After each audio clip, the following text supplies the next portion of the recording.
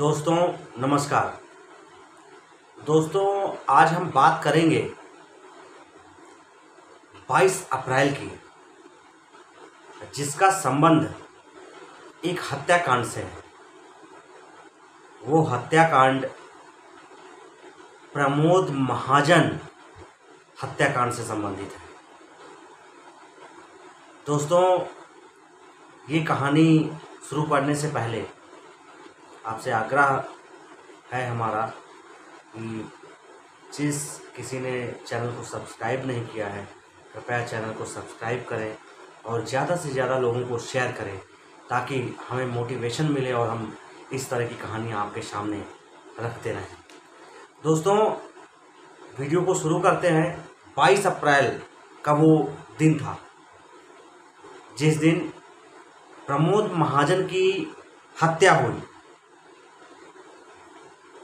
22 अप्रैल को जब प्रमोद महाजन अपने घर पर थे और उनका घर जो है वो दक्षिण मुंबई के वर्ली में बने पूजा गोदावरी अपार्टमेंट में उनका एक फ्लैट था। उसी में वो रहते थे। इसी बिल्डिंग में उनके बहनोई और भाजपा के कद्दावर नेता गोपीनाथ मुंडे भी रहा करते थे। तो प्रमोद महाजन अपने घर के में ड्राइंग रूम में न्यूज़पेपर पढ़ रहे थे और उनके बहनोई गोपीनाथ मुंडे वो भी इसी बिल्डिंग में रहा करते थे। अचानक उनकी जो पत्नी थी रेखा महाजन, उन्होंने देखा कि किसी ने बेल बजाई और जब वो दरवाज़ा खोलने के लिए गई तो देखा प्रमोद महाजन का भाई दरवाजे पर खड़ा हुआ था, जिसका नाम था प्रवीण महाजन। दोस्तों आपको बता दें कि उसके आने से एक दिन पहले प्रमोद महाजन और प्रवीण महाजन के बीच में फ़ोन पे काफ़ी बहस हुई थी और अगले ही दिन प्रवीण महाजन उनके घर पर आ पहुंचा। दोस्तों आपको एक बात बता दें कि जो भाजपा नेता जो गोपीनाथ मुंडे थे, उनके बहनोई थे, जो उस समय अटकलें लगाई जाती थी कि महाराष्ट्र के अगले सीएम, अगर भाजपा जीतती है तो महाराष्ट्र के अगले सीएम जो होंगे वो गोपीनाथ मुंडे होंगे और प्रमोद महाजन के वो बहनोई थे। फिलहाल शुरू करते हैं। प्रवीण महाजन जैसे ही ड्राइंग रूम में पहुंचा और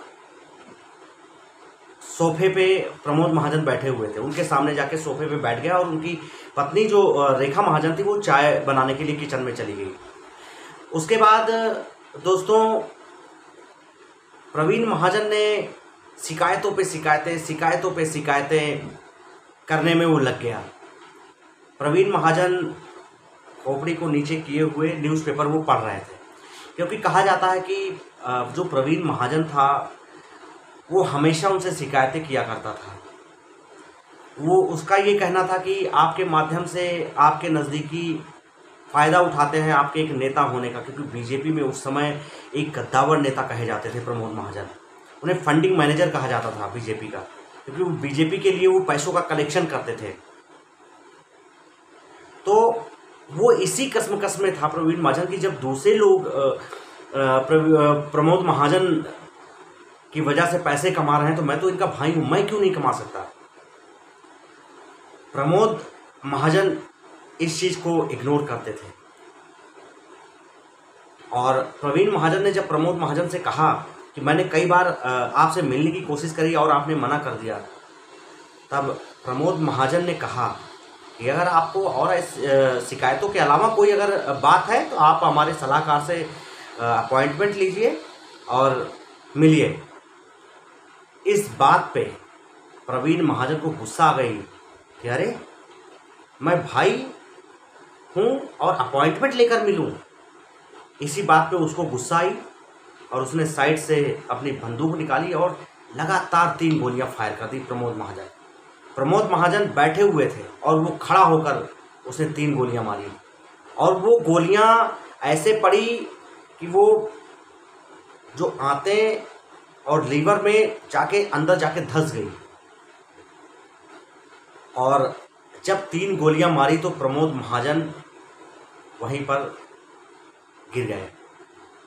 और उसके बाद जब गोलियों की आवाज़ रेखा महाजन यानी प्रमोद महाजन की पत्नी ने जब सुना, तो जब वहाँ पहुँची तो देखा प्रवीण महाजन के हाथ में बंदूक की गोली थी और उसने गोली मार दी थी और प्रमोद महाजन पड़े हुए थे।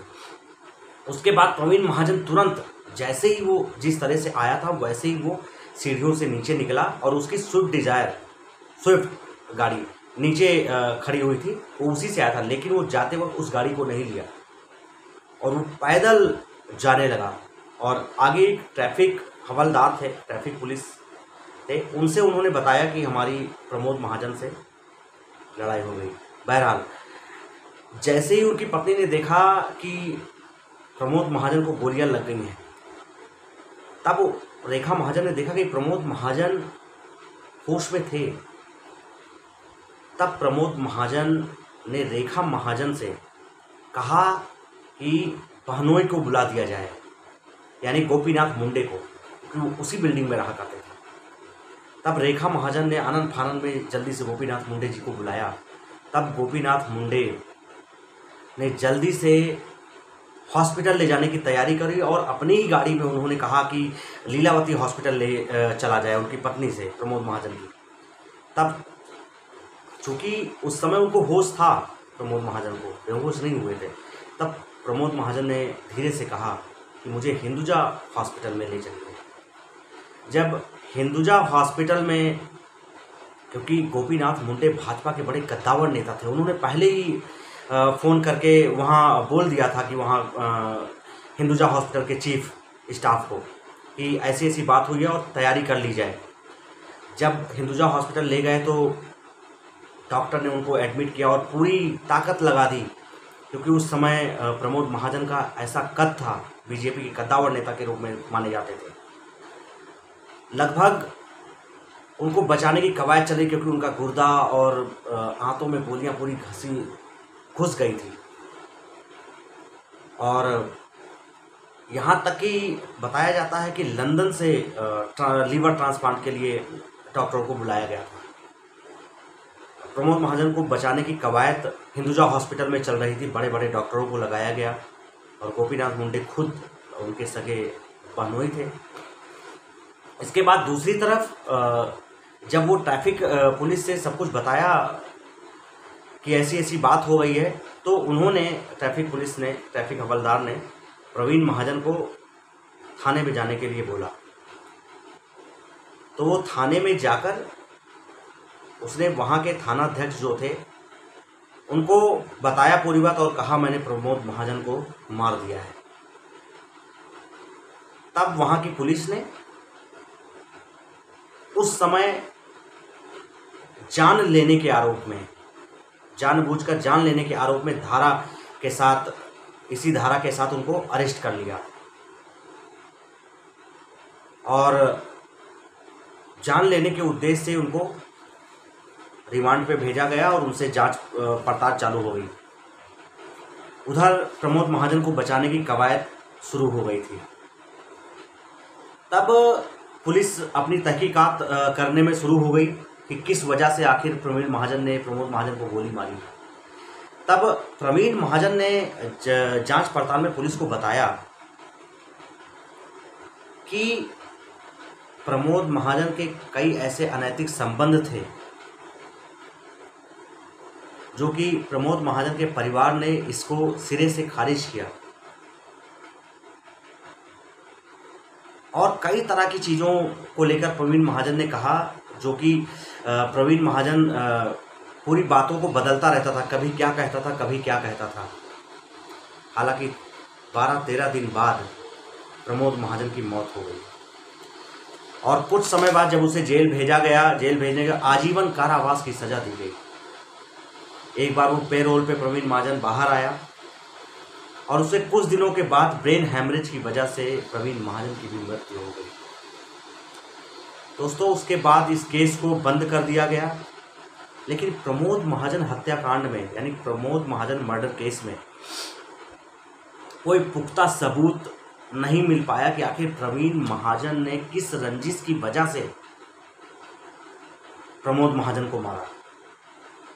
लोग बताते हैं कि उसको लालच भी था कि प्रमोद महाजन इतने बड़े नेता हैं, अगर मुझे थोड़ा भी अगर इनका साथ मिल जाए तो मैं भी बड़ा नेता बन सकता हूँ, पैसे हो सकते हैं खूब। हालांकि बताया ये भी जाता है कि प्रमोद महाजन ने खुद मकान लेकर प्रवीण महाजन को दिया था अपने पैसों से। दोस्तों, पैसों की खातिर क्या नहीं लोग कर देते हैं। उस समय प्रमोद महाजन का कद भारतीय जनता पार्टी में बहुत बड़े कद्दावर नेता के रूप में होता था। भारतीय जनता पार्टी के लिए प्रमोद महाजन फंड कलेक्शन करते थे, फंडिंग मैनेजर कहे जाते थे वो उस समय।